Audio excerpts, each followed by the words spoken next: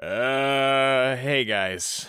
I'm gonna keep it real with you all right now. I don't like talking about politics, and I know that I'm not alone when I say that. It's not a subject most of us like to talk about, no matter where on the obligatory spectrum we tend to lean. And to be honest here, if I can admit something a little embarrassing, I don't really know what politics are. No, it's true. It's something I've been struggling to admit for the longest time, but I, Robert Braxton Van Winkle, don't get politics. And why should I? I don't vote. I don't participate in society. I'm just a humble mountaineer from northern Wyoming. I haven't interacted with a real person in the last 7 years, and that's not just because I'm a YouTuber. There is no society out here. It's Mad Max land, except, instead of a desolate wastelands, it's beautiful, serene landscapes, but you get what I mean. This is not my field of expertise. I could give a rat's ass about the monthly wire and their dumb streaming service, the Daily Cable Plus. I've got plenty of cables already. You think I need any more? You think I want to own a Liberal Tears mug? You think I know who Ben Shapiro is? Who is that? What is that? Some kind of rap name? I don't know. And I don't care. It's not up my alley, so when I started seeing ads for this Adam Carolla show called Mr. Birchum that was apparently too offensive for any other network to pick it up, I was thinking, oh no, it's animated and controversial, I'm gonna have to talk about this, but I don't know jack about politics. What am I gonna do? I was really racking my brain wondering how I was gonna tackle everything that's addressed in this show, but strangely enough, and you may be shocked to hear this, I found that Mr. Birchum isn't that political, seriously. Like, from the advertising and premise, it sure sounds dicey, following some middle school woodshop teacher looking to stop the new libtard DEA officer complete with Z pronouns, but with that premise thoroughly discarded for most of the show, and having watched the series in its entirety, which is an absolutely pathetic 6 episodes by the way, I can tell you with full confidence that this show is hardly offensive to anyone who isn't the strawman liberal Birchum secretly fantasizes about kissing tenderly in the pale moonlight. At best, there are a couple ancient leftist jabs here and there along the lines of, man, Obama sure wasn't the best, and gee, the Green New Deal isn't great, but honestly, more often than not, the show isn't as much base conservative destroys beta culture liberal as it is based old man schools the lazy sensitive youngins. And well, seeing as I'm one of those Gen Z youngins myself, making me the prime demographic for this show to lampoon, I gotta say, I wasn't all that offended on a personal level. I was offended by how terrible this show is at everything it sets out to do, which if that was the intent, they nailed it, holy shit, but look, we know that's not the case. The Weekly Coil's not conscious enough to understand trolling, and if they did, it would have been way funnier. Now, this was made in full earnesty by people who simply didn't know how to do anything right. Comedy, storytelling, animation, characters, mercy, every single one of them isn't just done poorly by professional standards, but any standard. In fact, there's only one thing it knows how to do right, and that's using its entire cast as nothing but opportunities to suck Birchum off 24/7. Yeah, you know how most of the time comedy set up relationships and dynamics between characters on an individual level? It makes for a wider range of jokes and development chances, gives the cast room for unique banter no matter who's put together for an A or B plot, is the essential building block from which all other character-driven comedy gets derived? No you don't. Throw that away. Every comedy writer since the dawn of Shakespeare? Bullshit. They were soy, and woke, and safe spaces, pronouns, other words that tell you they were lame and gay and bad and you should laugh at them. Or in other words, they were wrong. You see, the real best approach for creating a strong cast in a comedy is to make almost all of them absolutely irrelevant, at least according to the logic of Mr. Birchum, where if the title character himself isn't on screen to dunk on or get support from them, the rest of the cast might as well cease to exist. That's why I didn't bring them up when I was summarizing the premise. Their importance to the narrative only goes as far as Birchum can use them to make himself look better. As a consolation, they've all got their own single defining character traits, like slightly liberal, gaming influencer, relentless toady, or I'll get back to you on that one, but in the end, their roles in the series hardly ever go any further than being Birchum's personal punching bags or Birchum's personal cheer squad. Hell, it's so easy to categorize each and every one of them, I've taken the liberty of making a chart for your convenience. It's all very simple, very easy to understand, and it helps to show that Birchum is more or less this world's god. I mean, think about it. Across the series, Birchum is almost never wrong, he's the smartest person in the room, no one that messes with or denies his authority goes unpunished, and when all's said and done, he's the center of the universe. Sounds pretty fucking godlike to me. Either that or he's just the writer's mouthpiece character to rant about whatever's on his mind at the moment, but they wouldn't No, they wouldn't.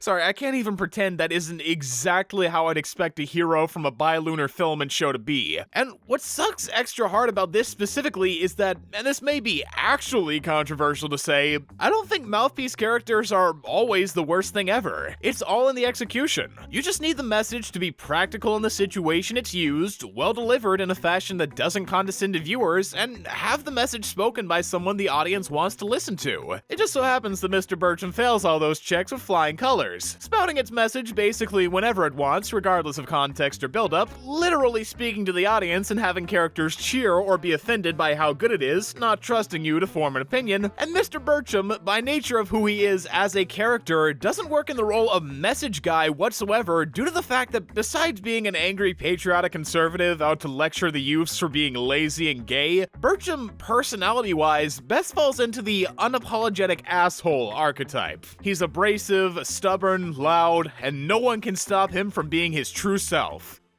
You slay, queen. And hey, that's all fine and dandy on its own. When you look at it through the right lens, his type of character can work super well in a variety of roles, but, the thing about assholes, and it's kind of weird I have to point this out to people whose jobs are to be assholes 7 days a week, is that when a character's regular state of being is acting unjustifiably smug and dickish to everyone around them, like Birchum, one thing they're not supposed to be is the voice of reason, since, they're assholes. They're annoying and mean and rude, and every time they speak, you want to punch them in the face, and why wouldn't you? Nobody likes irredeemable assholes in real life, so that's why in fiction, every great show that has one uses that hatred to their advantage. Take Eric Cartman. He's a character who viewers of South Park absolutely love, and that's thanks to almost every joke told with him being at his expense. The comedy of Cartman comes from him having an inflated sense of self, believing he's a genius above other people, etc., and then either having those notions constantly laughed at for being a moron idiot kid, or watching how absurdly far he'll go to prove it, like feeding a kid his own dead parents and licking his tears after he sold him a bag of pubes. Everything funny about Cartman as a character is meant to reinforce that he's not a good person, and when he does succeed, helps people without ulterior motives, or God forbid, is right about something, the other characters point out how bad or weirdly out of character it is, knowing Cartman is the most unlikable, bratty, evil child to ever exist. He does not and should not ever be allowed to win unless it's for a joke, because if Cartman still did all the shit he does but always won, was always depicted as the hero, and never got his ass beat, people wouldn't like him, the charm would be gone. And there's no better way for me to prove this than through Mr. Birchum, who wasn't always the husk of a man you see now. Back in the day, before he became the face for the most unbearable brand of person imaginable, Birchum used to be a beloved character during Corolla's prank calling days, and what made him likable was that his shtick was being a crass, overly patriotic nutcase with delusions of grandeur. His identity was built around being a caricature of braggadocious, over-embellishing war heroes with no filter, and so, similar to Cartman, most of his comedy came from his negative traits, being charmingly stupid, oblivious, or old and out of touch with common standards of decency. And it worked for the reasons that, one, he was used for prank calls, so just having an asshole character talk to actual people while trying to convince them he's real is funny in a way scripted TV could never replicate, and two, it was obvious you weren't supposed to root for Birchum or what he was saying. You were supposed to laugh at how ridiculously out of pocket he could be while convincing people he was real. Why you choose this guy to be the infallible face of conservatism, I'll never know, but whatever. My point is that Birchum, in becoming the voice of reason but staying a terrible, if less exaggerated, oblivious, delusional, and let's be real, fun guy all around, not only missed the point of his character and made him a shell of his former self with little to replace it with other than worn out rhetoric, but also he lost the charm of being the butt of the joke, so now he's just a basic jackass who inexplicably gets thunderous applause for his basic bitch rants, which only makes him even more infuriating to the average viewer. He's the antithesis of charm, and the most baffling part about it is I think they were going for a lovable jerk trope. You know, the type who's overly crass and rough on the outside outside, but deep down they're actually not so bad. Like Rick in the first 2 seasons of Rick and Morty. At the start, he comes off really selfish and cold, but then there are those moments that show he clearly cares about Morty beneath it all. So, while he can still be brash and seemingly unfeeling, you eventually realize he's not heartless. He has a decent side, and that's what I believe they were going for with Birchum. The only problem is that, as far as we can tell, Birchum doesn't have a decent side. To the contrary, at times, he can get downright cartoonishly evil, such as in the first episode where he forces kids to watch an incredibly violent band safety video, berates them every chance he gets for the smallest of things, and tells them that if they don't want to fail his remedial woodshop class, they've got to come to his house on the weekend without telling their parents so they can build his deck. Oh yeah, when I was making that Cartman comparison, that wasn't just for the sake of making a point. This is the exact sort of twisted thing Cartman would do, enacting extortion-based child slave labor, and you guessed it, they try to frame it as him sticking it to the overly protective liberals out to soften the next generation. Isn't he relatable? I swear, this shit is so tone-deaf and devoid of charm, it inadvertently had me rooting for the straw man purely for how he's trying to get Birchum fired, though admittedly, that's not all there is to appreciate. Like, sure, on the surface, Mr. Carponzi is just a villainous wet dream of 8 to 25-year-old conservative-based liberal jokes, having a man bun, a Unity sweater, a moped, a feminine voice, glasses, a Forces female helmet, and an LGBT license plate with a bunch of random symbols, who loves mentioning Star Wars, preferred pronouns, various nonsensical jumbles of disconnected buzzwords, and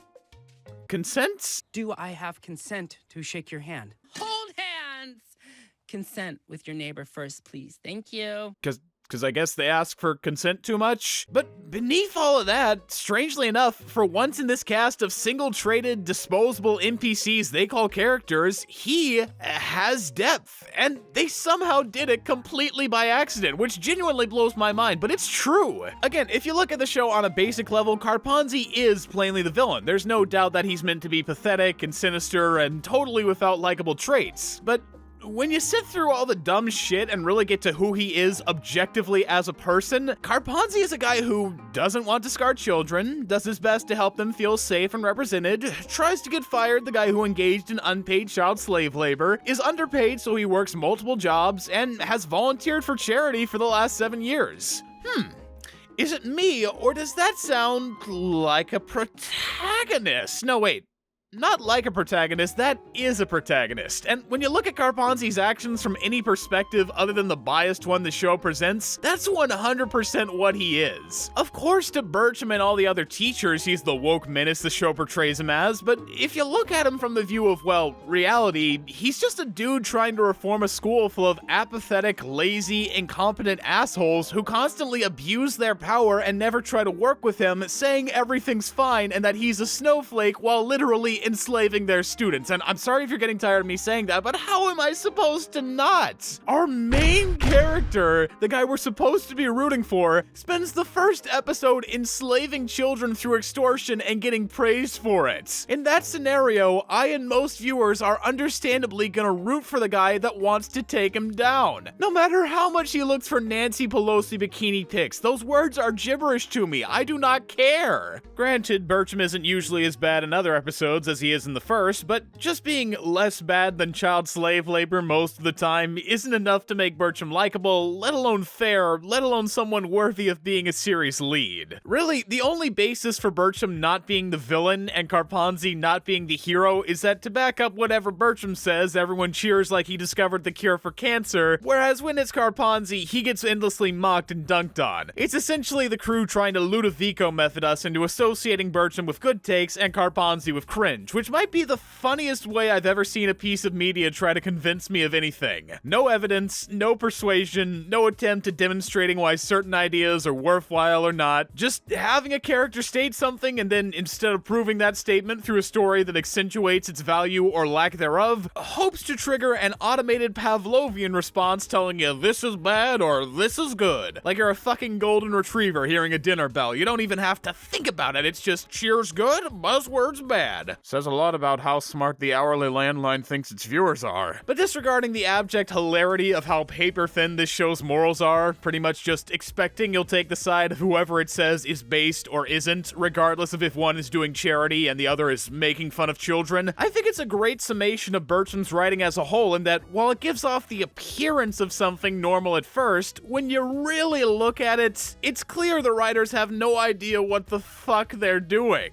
Like, if you weren't paying too much attention, you might assume, based on reactions and the premise, that Birchum is the one sane, level-headed guy dispensing truth bombs against the ridiculous woke society. But then, in an inverse of Carponzi, when you look at his actions under all the posturing and patriotic music and clapping, he's just the nutjob yelling at minimum wage employees for their store representing, quote, millennial mediocrity. What I'm saying is that every element of this show's writing is the literary equivalent of anchor arms. They look good and sturdy and as real as actual muscles when all you have to do is pose, but get asked to do anything else and the illusion is broken. We've seen behind the tarp, the Emperor is naked, and once you notice, it'll never be the same. For instance, the humor. I've already mentioned the jokes that aren't jokes of Carponzi says something with buzzwords, or Carponzi does something lame and gay, which lacks a build-up, punchline, or any modicum of wit beyond look at the stupid leftist, but it gets way worse than that, particularly in the cutaways, since, alright, if the art style reminiscent of every other generic 2010s adult cartoon didn't tip you off already, Birchum, at least superficially, wants to copy Family Guy, and so that mainly manifests in the show very infrequently doing cutaways, which I am certain the crew straight up don't understand the purpose of. Now, you may be wondering how it's possible to mess up a cutaway when their whole deal is that they don't have to do with anything, and that's a valid question to raise. After all, cutaways are made fun of a lot for being cheap and easy, but that's also why they're so genius. They're gags that cut away from what's happening in the moment, meaning it can lead into whatever joke you like with absolutely no restraints. It's a comedy writer's wet dream, and what makes them so overused is that they're also incredibly easy to understand. Anyone can do them, or so I thought until I watched Mr. Birchum, a show that knows how to make the impossible possible in the very most incompetent way. And I do mean incompetent. You've never seen something that so blatantly missed the point in your whole fucking life. Here, I'll do what the show never could and demonstrate what I mean through a couple examples.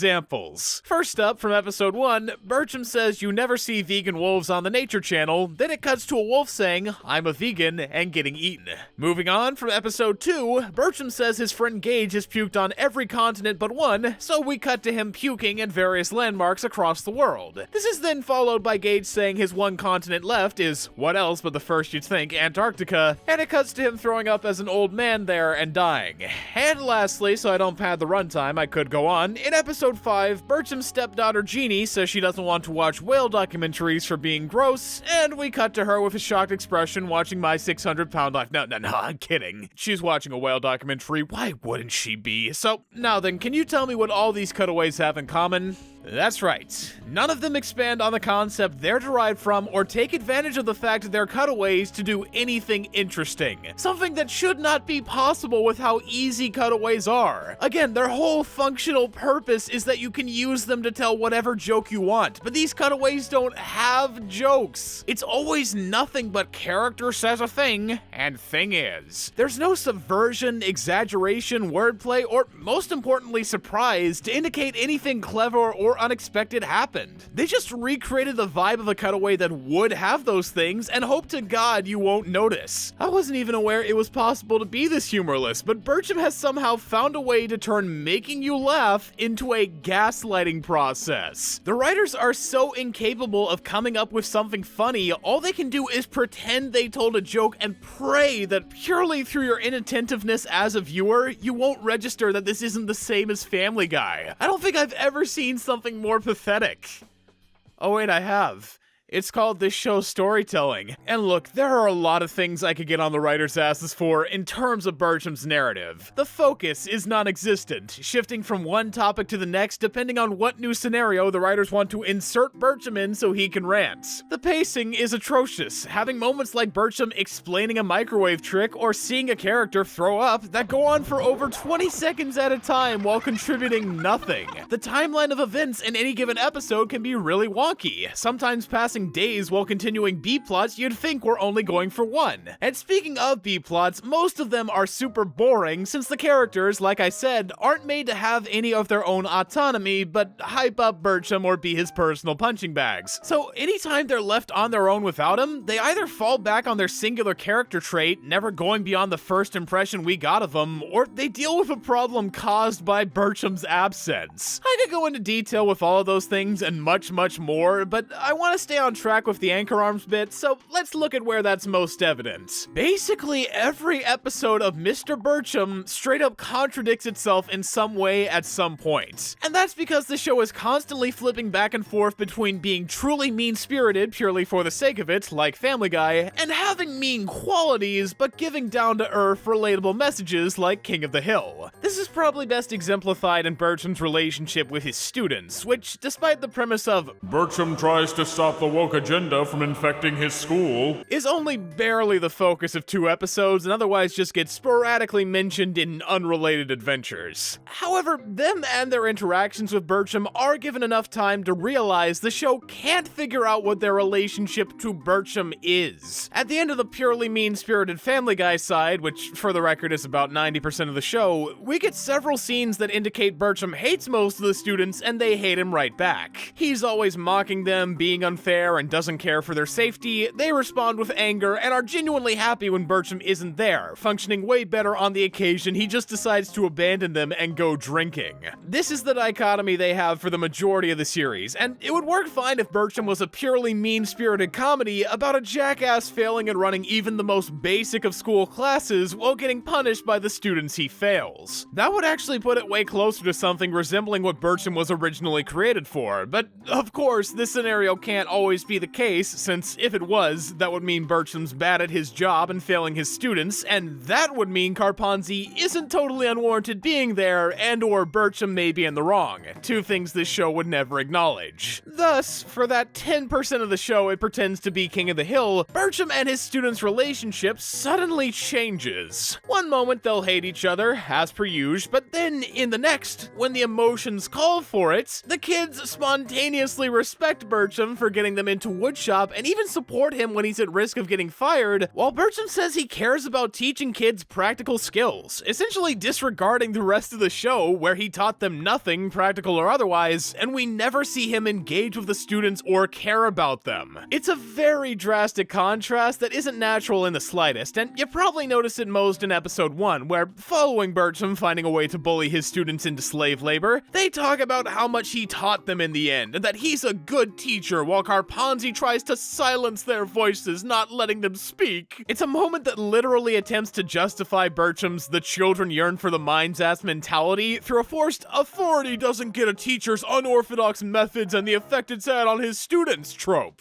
But, guys, this is not Dead Poets Society, and Mr. Birchum is not Robin Williams. He's not some free-thinking modern man enriching the kids' lives through inspiring their imagination against the will of an oppressive boarding school. He is the oppressor. It's him who uses outdated philosophies to guide his teaching. It's him who doesn't care about the students. It's him who forces the kids to do what he wants them to or fail his class. You cannot deny that Birchum is in the wrong a majority of the time, and what's weird is that, in a backhanded, seemingly unintentional type of way, the show sorta acknowledges this. Not in the sense that Birchum ever admits fault, or another character goes like, "Wow, pretty fucked up there, Birchum," without him doing an epic response. By now you should know the series can't ever fully let him be wrong, but whether implicitly or by whatever means, there are a few subtle moments that tell you, wait, is this saying Birchum is wrong? Like, specifically, there are a couple times we get Birchum thinking back to his childhood with a strict, temperamental PE coach Birchum seemingly models himself after. And the interesting thing is, for the sake of comedy, it has Birchum remembering these moments fondly despite being miserable in them, and there's even a scene in the finale, if you can call it that, reminder, 6 episodes, where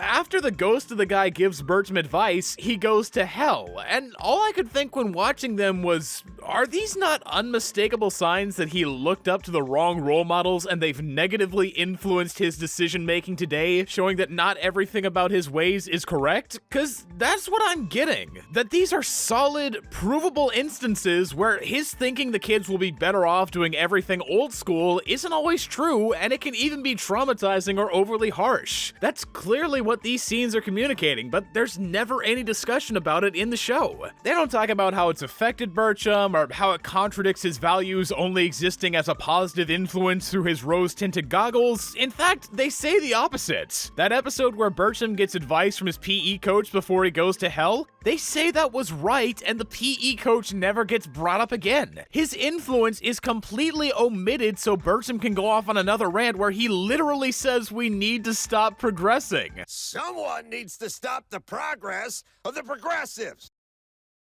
Okay, there's gotta be an inside guy, right? I'm not paranoid for thinking that. There has got to be someone on the staff who, however they got in that position, they're either regretting it or they intentionally snuck their way in to drop little hints that Birchum isn't the paragon of correct opinions the show portrays. That's the only way this and other instances of subtle jabs at Birchum could get through. I refuse to believe anyone can be this lacking in self-awareness. It can't be humanly possible. It's not allowed. I mean, Corolla doesn't write the scripts. He actually doesn't seem to have much influence at all beyond providing the voice of Birchum and the initial idea, so is it insane to think one of the hired writers might have slipped something in just as a nod they knew, or as, I don't know, a cry for help? I know if I was connected to this project, voluntary or not, I'd be giving every possible signal that I want out. Same would be true if I were on the animation team, which...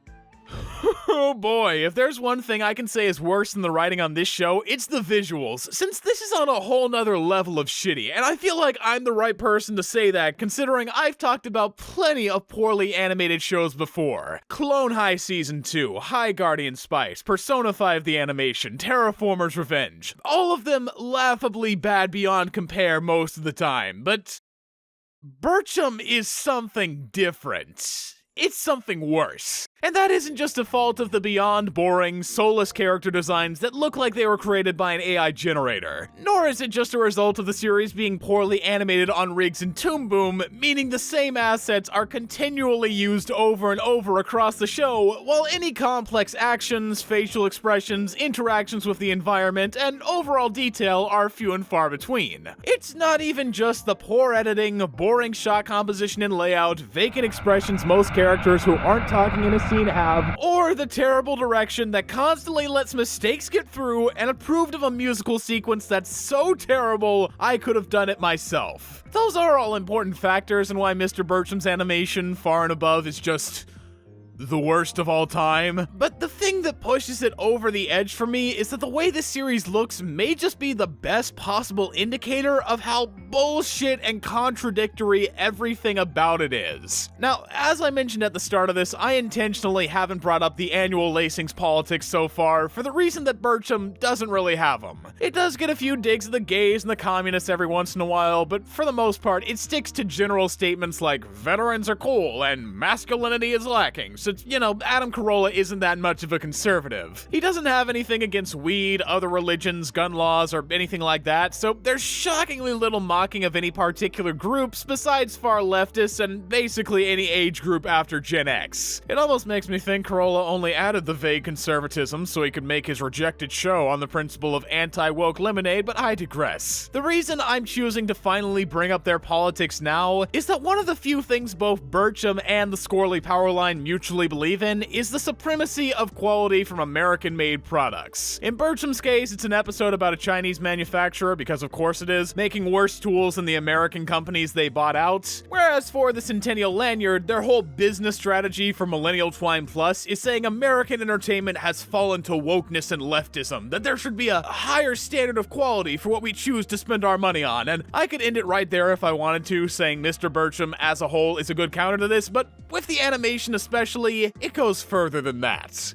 You see, the real punchline here is that this show wasn't animated in America. It was all outsourced to a studio in Vienna, Spain. That's why when you look at the credits, more than half of the names are very distinctly Spanish. That's right, kids. The Fortnite Hauser, the paragon of uplifting American quality, and Mr. Birchum, the show with an episode dedicated to uplifting American products, didn't care enough to make their work in-house. They shipped that baby off to Europe as soon as they could for the sake of presumably cheaper labor. And it doesn't even validate their point about other countries inherently producing worse things, as someone on the animation team for Birchum spoke up to say the reason the show looks the way it does, aside from underfunding, is that the group gave them incredibly short deadlines to fulfill. And that makes sense, knowing that most lesser quality products from other countries exist as they do to meet the demands of American distributors. Plus, the studio in question, Wise Blue Studios, have done plenty of decent to good work over the years. They've proven they can make quality shit when given the proper time and funds. The look of this show isn't their fault. It's all the quarterly choker. And this show is the fruit of their apathy. An apathy that extends far beyond any major studio that exists today. This is their new standard for quality that's supposedly so much better than what we've got right now, and it's the ugliest, most unfinished, derivative, unfunctional animation I've ever seen.